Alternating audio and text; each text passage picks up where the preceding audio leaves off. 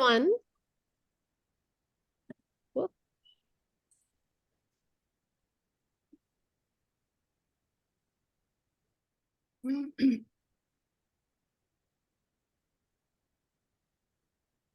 Okay, welcome everyone. We're so glad to have you join us for our session for Sunshine State Virtual Conference this year. And our session is called Creating Classroom Communities in Virtual Spaces. And I'm Monica Baker, joining from New York. Anastasia? I'm Anastasia Khawaja. I am joining from Ramallah, Palestine. Hello, I'm Jane Holker. I'm joining from Astana, Kazakhstan in Central Asia. Hi, I'm Mary, and I'm joining from Osaka, Japan.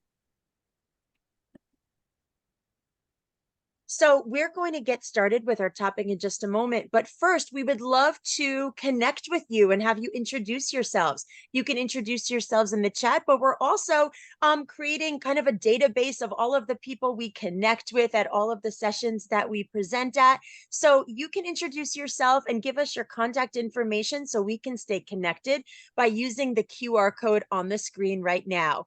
And we'd also like for you to share in the chat if you would like to. How do you use virtual spaces to create class communities? So feel free to start the conversation in the chat right now.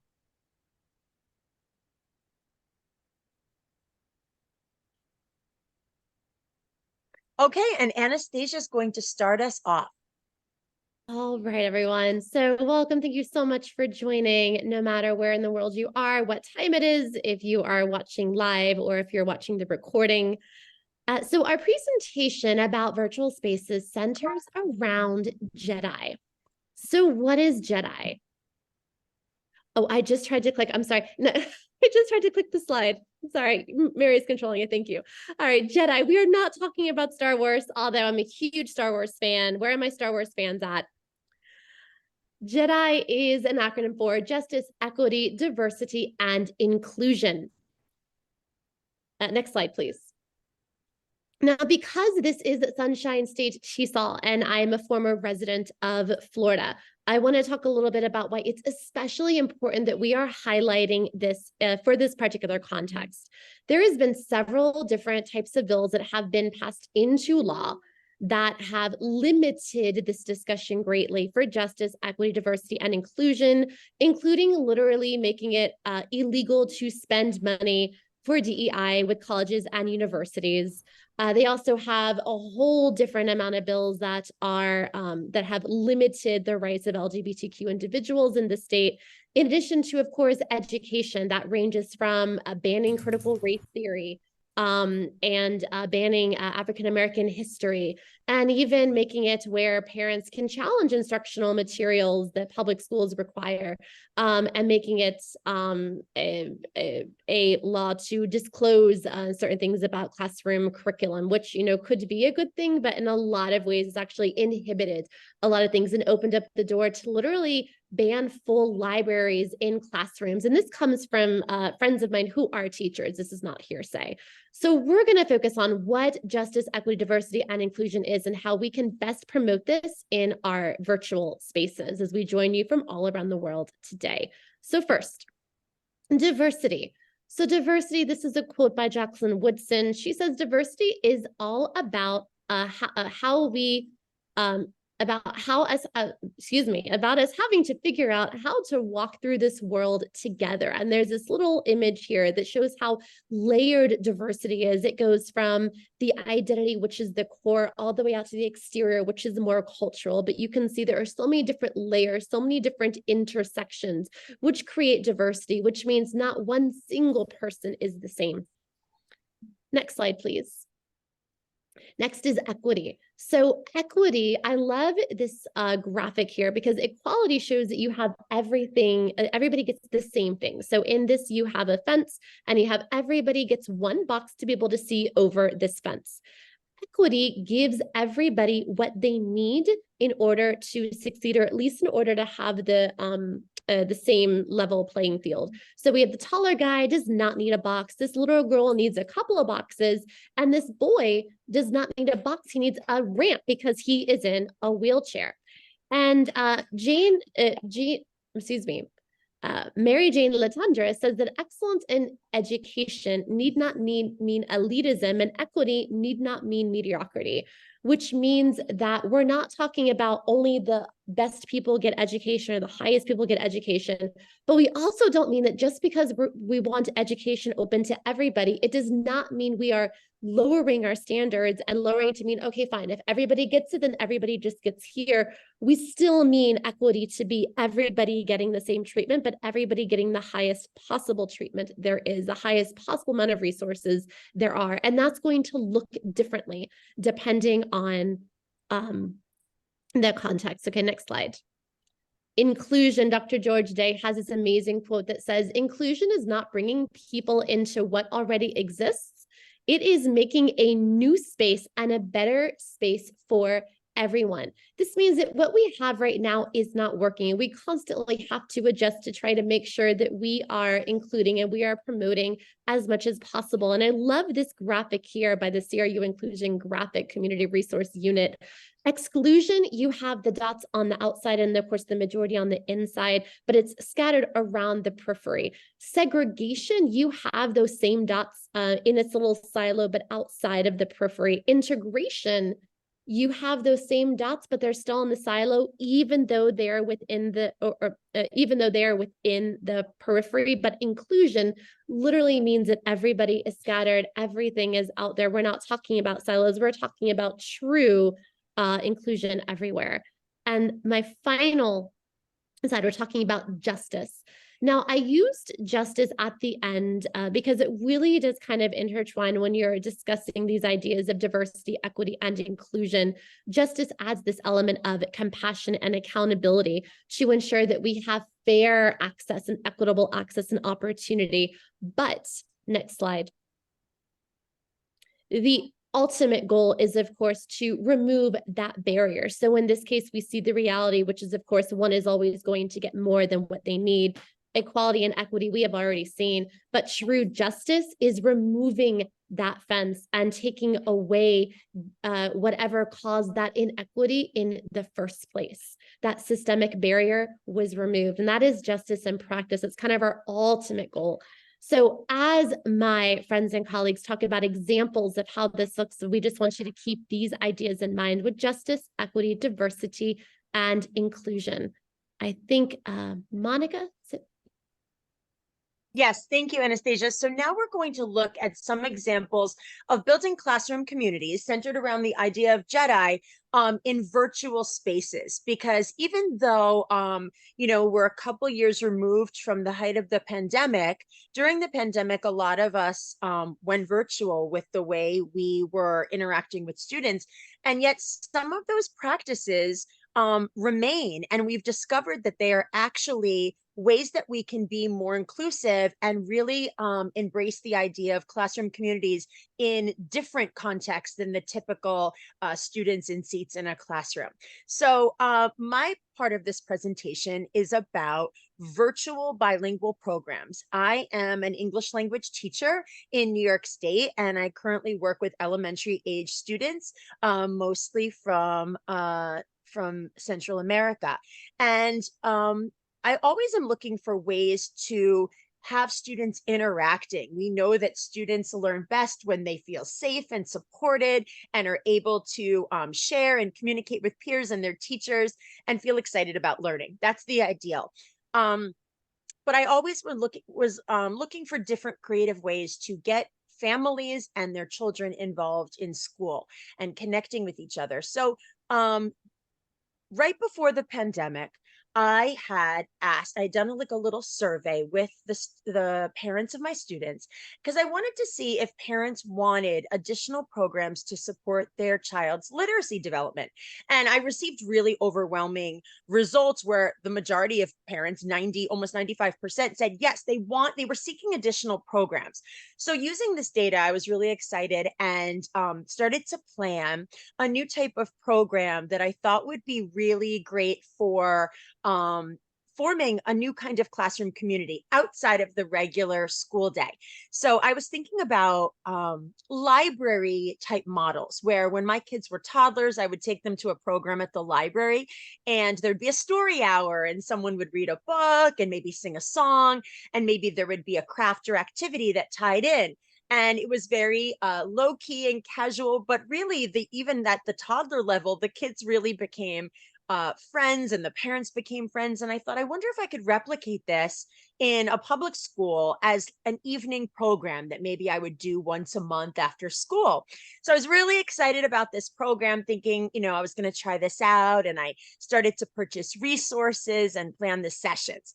Well, the start date was planned for March 2020. And as we all know, March 2020 was when everything really shut down due to COVID. So I had all these boxes of materials and I said, oh, I guess that plan is out the window. I'm not sure how this is going to take off running when we weren't even in our classrooms. But after a little while of reflecting on, that idea and feeling like I still wanted to do it, but implement it differently, I revised the plan and thought, well, maybe I can take this virtually. Maybe I could adapt this to a virtual model and still have that same type of story hour and build a classroom community online. Next slide, please. So the revised plan was I'm going to talk to the parents on Zoom, because remember, no one was meeting in person at that time, and ask them, okay, would you want to do this? If I did sessions online, would you come? Would you and your students come? Would you be interested in this? I didn't want to plan it and no one wanted to come. So I held an information session and had great attendance because at that point, a lot of parents were seeking information about what was happening with COVID. So I had a great audience. And I said, I'm thinking about doing this kind of bilingual story hour on Zoom. Would your kids come? What day would work for you? And it was really great because once I presented this idea, the parents all started kind of talking and planning with each other. They really got excited and decided what day and time worked best for them. So instead of me saying, we're going to do it on Sundays at 5 o'clock, they brainstormed and decided that the time that worked for most of them was Wednesday nights at 8. Which really was a time and date I never would have chosen, but that was what they said worked for them. So I had all the materials, I dropped it off at houses, got everyone all set, made a Zoom link. I had no sign up, so it was just come if you can. I kept it very casual, but I said it's going to be a bilingual story hour. We're going to read in English, we're going to read in Spanish, and we're going to do it not once a month as I originally planned, but because everything was so crazy and I really wanted that consistency, I said, we're going to do it every week. So all you had to remember was Wednesday night at 8 o'clock. Next slide, please. And so these were going to be the components of each session: story in English, the same story in Spanish whenever possible, or a similar book on a similar topic when I could not find the same exact book.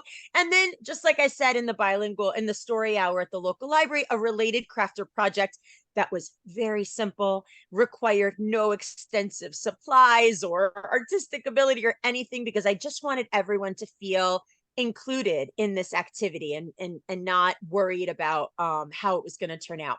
And I also allowed for some time for just conversation, for songs, and also like a very basic English lesson. So maybe highlighting a couple vocabulary words, and also time for sharing. And this was a really important element, a little bit of time for some parent information, because what I found was that it really wasn't just students attending, but their parents tended to be in the same room. Maybe someone was in the background cooking dinner, or maybe sometimes there'd be a parent or older sibling like holding a toddler on their lap next to the school-age child. So I really wanted everyone who attended to feel like they were getting something out of it. So I really wanted it to be fun, but also useful. Next slide, please. So here is the result. These were some pictures taken. You can see the date from November 2020. And it unexpectedly, I mean, I had hoped it would work out well.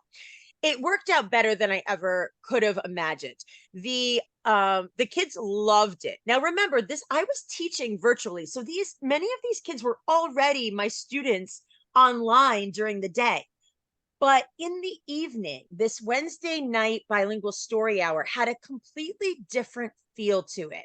It really felt almost like a special club, because kids would join in their pajamas sometimes. It was the extended family gathering around. It was low stress. It was fun. You can see the smiling faces. And you can see also in these pictures that it wasn't all my current students or school age kids. Even you can see in the middle of the picture, there's like a 4-year-old joining with his older sibling. On the left hand side, his face is cut off a little bit, but that was a toddler sitting on the lap of his sister joining in. And so, and I gave the parents a heads up that I was going to take this picture, so many of them didn't want to be in the shot at the time, but many parents were also right there joining in, learning some English too, in a very low stress, non-threatening kind of way. And so next slide, please. So we continued doing this every week. These are some examples of the little projects that we did tied in with the books we read. Sometimes it was just like a really simple drawing. Like we read a book about owls, and on the top right, a child drew a picture of owls. We all would try, let's try to draw an owl. And, and I'm a terrible artist, which really like lowered the stress level, because I was not able to create anything. So everyone would hold up their pictures and share and laugh and have fun. On the top left was an example where we made, instead of like a traditional family tree, we on each leaf we wrote about our family members and words that described our family members in English or Spanish or whatever language people wanted to participate in. And some of the projects were really collaborative, like whole families would join in. On the bottom, we had like a bridge building activity, just using random things in your homes. So families all joined in together, older siblings helping younger siblings and parents, and just making a bridge out of whatever materials were around. I think that was when we read The Three Billy Goats Gruff, crossing the bridge. And so it was really a fun time to share and have fun with your family, but also feel really safe and supported and together on Zoom. We know that Zoom has a lot of challenges, but this program really showed me that Zoom can be fun, Zoom can be engaging, and Zoom can feel like its special own classroom community when done right. Next slide, please. So the wins, if you can advance so that here we go. So families showed up every week, and here's like the kicker of this whole part of my presentation. It's been now, what, 3 years? I am still doing the Wednesday night Zoom sessions. I never stopped. And the reason is families kept showing up. For years now, we've been back in person in my school district. I continue to hold on to this kind of special Wednesday night session.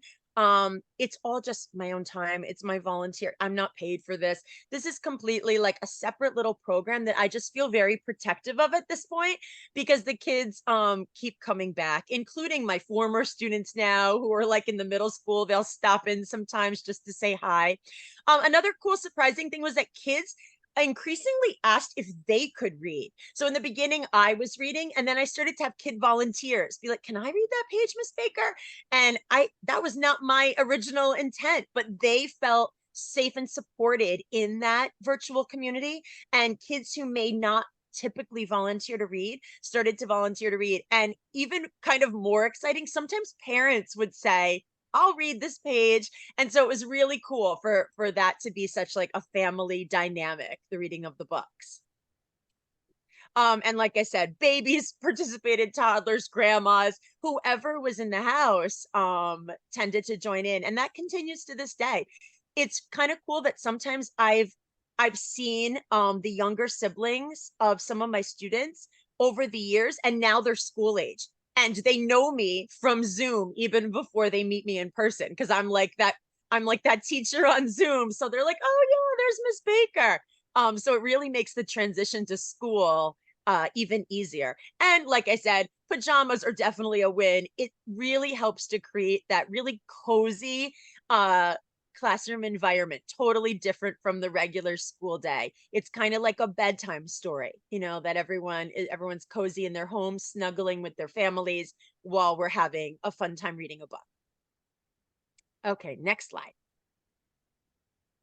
So why did this work? In conclusion, it really, I believe, works because it's informal. You don't need to sign up. The Zoom link is the same every week. It's bilingual, and so for our multilingual families, I think it's really important that they know that their languages are embraced and celebrated and valued in this community. And so that's what makes everyone feel like they can come back and participate. It's inclusive, everyone's welcome, and we really uphold that value of inclusivity, and we talk about issues like everyone feeling safe, everyone feeling welcome. And even I'm trying to go back and forth with English and Spanish, and even some Quechua, which is a Mayan language that some of my students speak. I also have Arabic speakers, so we make sure that everyone who attends feels that they are welcome and safe and a part of this community. Even if it's their first time attending, we make sure that you are part of this like club, and we're so glad you're here. It's fun. Like I said, it's really low key. There's no assessment. It's nothing like the regular school day. And finally, the predictability, where everyone knows everyone knows it's going to be kind of similar to how it was last week. We're having fun. We're reading a book. We're seeing our friends. No stress. They know what they're getting into, and the parents know as well. And final slide. So if you're considering trying something out like this for your students, know your families, ask them, do they want this? You know, I think sometimes we think we've got great intentions and we plan things without actually getting feedback from our students or their families. Ask them if they want this, ask them if it works for them, and really focus on developing that welcoming environment with low stress. I think that's really key to creating a safe community for especially our multilingual learners, but also students who may feel intimidated in the classroom, parents who may feel intimidated coming into a school building, don't feel that same way in this special virtual environment. Really making those personal connections, valuing all languages and cultures, and enrollment, I think, is really important, because sometimes I think we limit access to things when we make the registration process cumbersome or difficult to figure out. And so because this is just the same Zoom link, really easy. And everyone knows how to get to me and how to come back. And finally, just reflecting and making changes. You know, over the years, I've tweaked little things, but because it's just so casual, there hasn't been any kind of major overhaul. But I'm always trying to reflect and think about, you know, is everyone feeling included? There's always the challenge with, you know, some families having limited access or spotty Wi-Fi. And so trying to ensure that families know they can connect on a phone if they don't have another device, and just making sure everyone has that access. Next slide. And this is just a quote from one of my students, a 7-year-old, who just said, "I love Wednesday nights. They're special because it's like Miss Baker's in our house reading us a bedtime story, and mom listens to and helps me with the art project." So I really love that. I think she like captured what makes Wednesday night special, and why we continue to protect this special Zoom community. And now I'm gonna pass it over to Mary. Mary. Okay. Thank you, Monica. That's a really inspiring story, I think, about using Jedi in the virtual spaces. So today I'm going to be talking about a completely different context from Monica. I'm teaching at a university in Japan, and today I'm going to talk about the BBP, which stands for Beyond Borders Plaza, and it's located at Ritsumeikan University in Kyoto, Japan. This is a global commons focusing on international exchange and language learning. So if you went to the BBP, you would probably see a lot of students hanging out in there, speaking English or Japanese or Spanish, Chinese, many different languages are happening inside of there. And some students are also working in there by themselves, studying with books contained in the library there. Other people might be working on group projects. So it's a really lively place. And it's similar to like a self-access learning center or a language lab where international exchange and language learning are prioritized. So the BBP is a physical space, but during 2020 and 2021, everything was offered online. And even after we went back to face-to-face classes, some virtual elements remained. And this is what I would like to talk about today, online guest speaker events. So the online modality and situation of these events within the BBP offered several advantages for us to build diverse communities of learners. Like I said, we have Japanese students and we have international students from many different countries. To connect students across borders, especially during COVID, the borders were closed. So it was an important way to connect our students who were spread out geographically. And finally, it's a way to take language learning outside the classroom. And this last point is something that I particularly like to highlight. And you can see here this quote from Kubota to 2022. Traditional ways of English language teaching and learning may not always enable learners to communicate successfully with diverse others because human communication involves more than linguistic knowledge and skills. So she goes on to say that learners need competencies such as being willing to understand diverse others and making efforts to convey meaning through mutual accommodation and respect. And so I'm going to introduce a few example events that we held virtually at the BBP. Okay, so here are a few examples, and I've chosen these examples because some were organized by teachers and others by students, and they were successful in terms of attendance and student feedback. And they furthered discussions on geographic, gender, linguistic, and racial inequalities. So the first one I would like to start with is we had a staff member from JICA, which is the Japan International Cooperation Organization. And he talked about their work in the Gabonese Republic. And this organization is in charge of distributing official development aid and social growth projects in countries and regions around the world. And the representative from there spoke to students in simple English in the presentation. We also had an event on leadership led by Susan Billhorn, who is a business executive and coach in the US. And the percentage of female executives in Japan is about 15%, which is well under the US and global average of 30%. In fact, Japan ranked 125th out of 146 countries in terms of the Global Gender Gap Report. And so we thought this was an important issue to bring to students' attention. That event was conducted in English. And we also had this event, which was with the hosts of Study In, which is a really popular English conversation, English teaching YouTube channel here in Japan. They have nearly 1 million subscribers, which is really amazing. And the hosts here, they studied abroad when they were university students and then went on to build this really successful business. And at this event, the speakers spoke mainly in English and in Japanese, and they answered questions as students wrote them in the chat.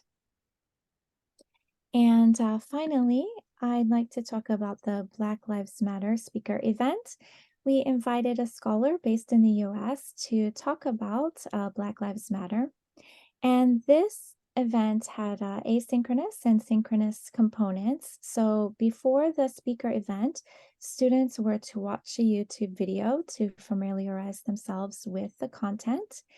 And then they attended the speaker event. This was a bilingual event, mainly in Japanese, but with some English too. And in Japan, Black Lives Matter came into the mainstream view in 2020, and when there were marches held in large cities such as Osaka and Tokyo.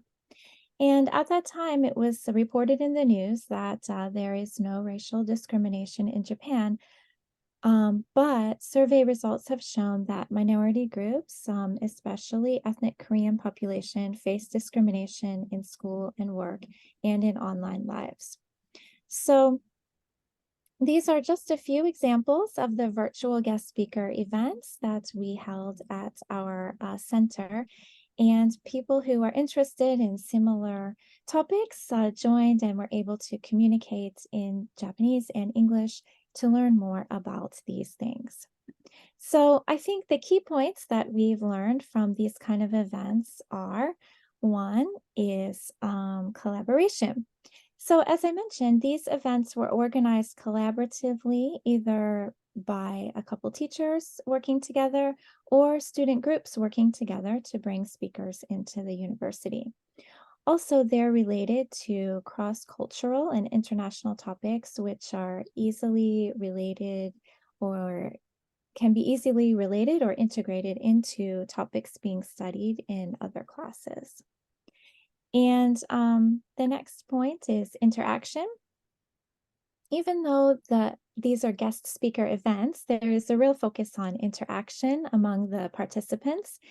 For example, we had breakout room discussions, which encourage interaction between students and language learning and language practice, and that interaction, cross-cultural practice with cross-cultural communication.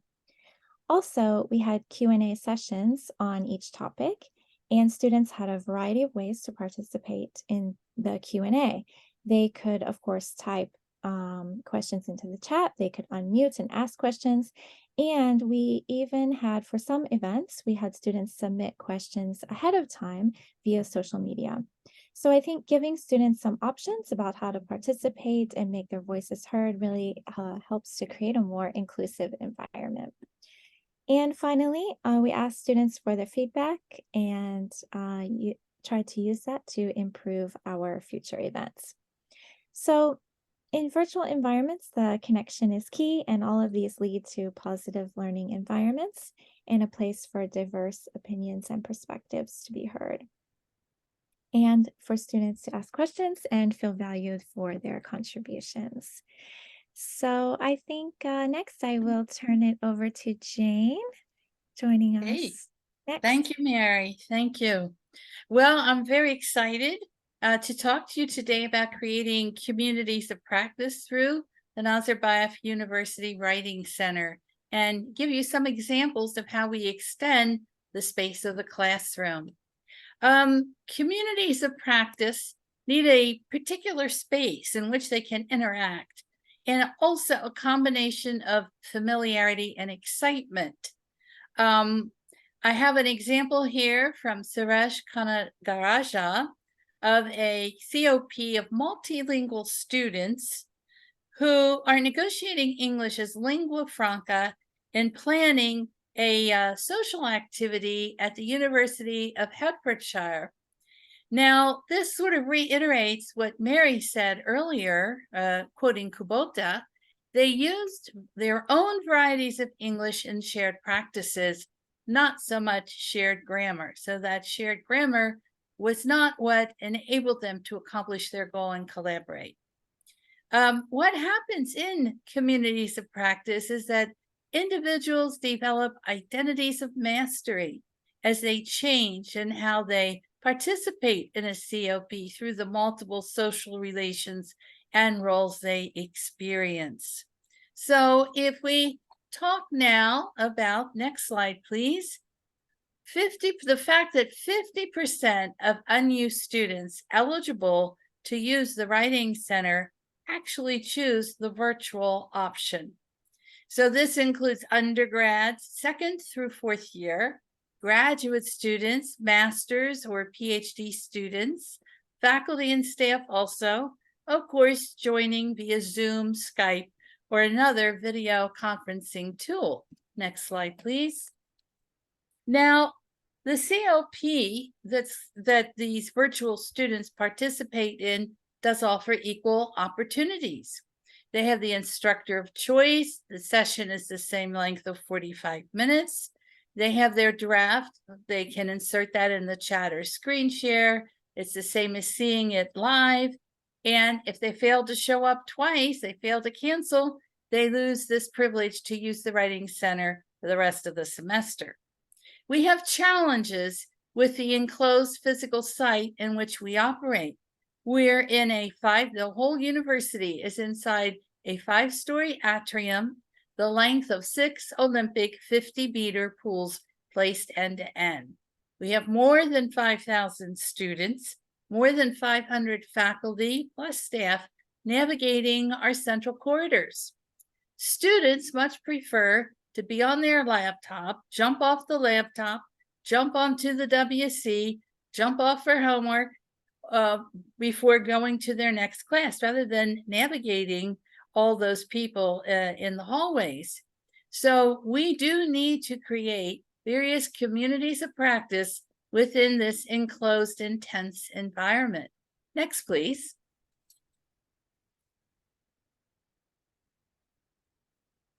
Now, our perhaps most important to us, what sort of navigates everything we do, is our COP that supports a culture of writing across the university. We teach rhetorical strategies. This turns words on a page into a compelling dialogue.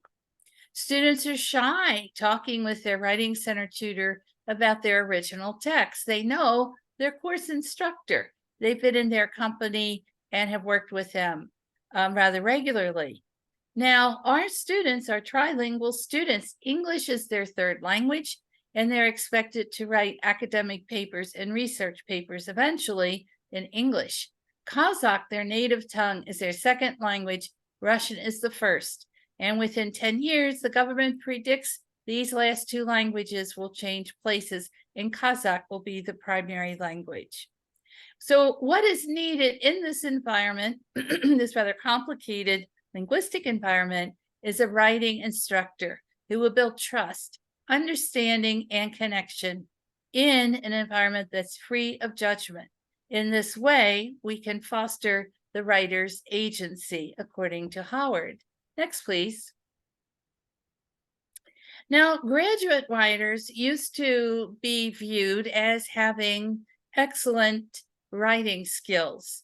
However, multilingual graduate writers are increasing in numbers these days. They need writing tutors who are knowledgeable about the graduate courses and the instructor expectation. And increasing numbers of multilingual graduate writers are dealing with graduate discourse and a new context at the same time. Last year, we started seeing students coming even from Nigeria to participate in our community. They're assumed to be successful writers, but the fact is, what is being revealed is that they have writer needs. So this awareness is growing, that they are being forced to adapt to nuanced, discipline-specific language, according to Dobson.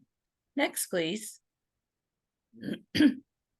We also have a community of practice offering practical seminars to students who have very specific needs, how to apply for the scholarships that the German government offers them, how to develop their reading strategies, and most of all, how to avoid plagiarism, how to write a literature review, and APA style. So we offer a series of webinars. These are just some of the examples of what we offer our students. Next, please. And what I think is the most fun for us as teachers is to observe and witness the successes of the COP that was established for our student writer voices. Angime is a trilingual literary magazine. Angime means conversation in Kazakh, where students can express themselves.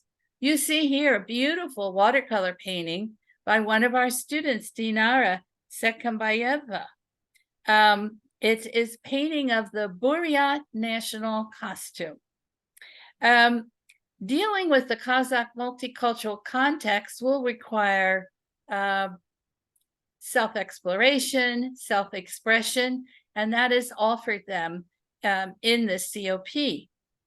The text below is a very moving text about a Korean family who was forced into relocation into Kazakhstan on the steppe by Stalin, which he did to a number of nationalities.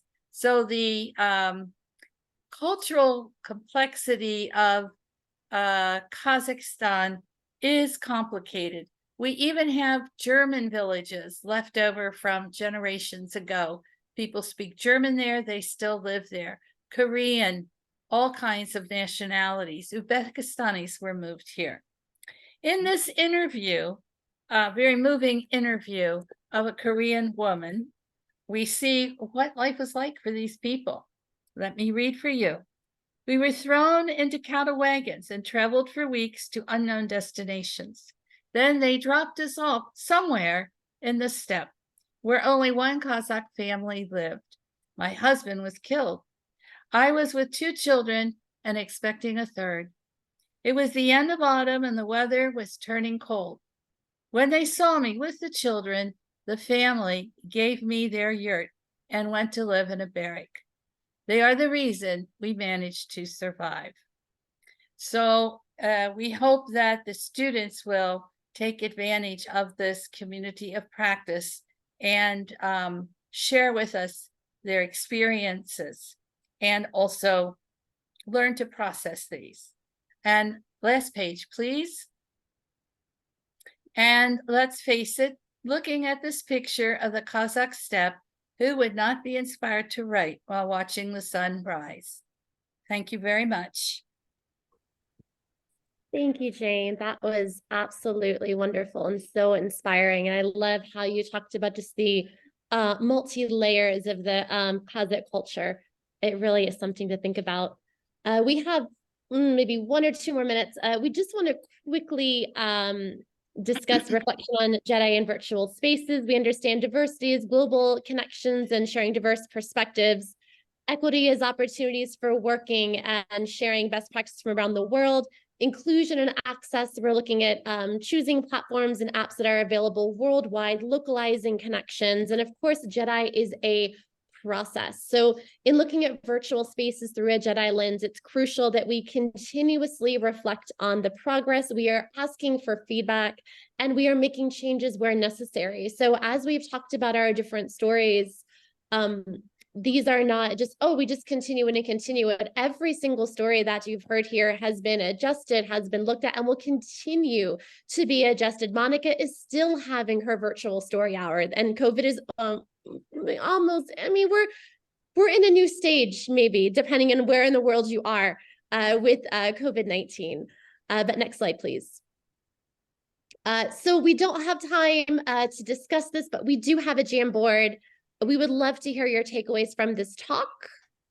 And we also want you to connect with us via LinkedIn. We have a document here. If you just fill out your information on a, I think it's an Excel sheet, then you'll be able to get in touch with us so we can continue to connect. And look forward to seeing you in future events, as TESOL is a huge family of affiliates and places worldwide. So I'm sure we'll see you around the world somewhere. Any of my other colleagues have anything to add? It's just a pleasure to participate in TESOL here in Florida. Thank you. Absolutely. Sunshine State, Florida.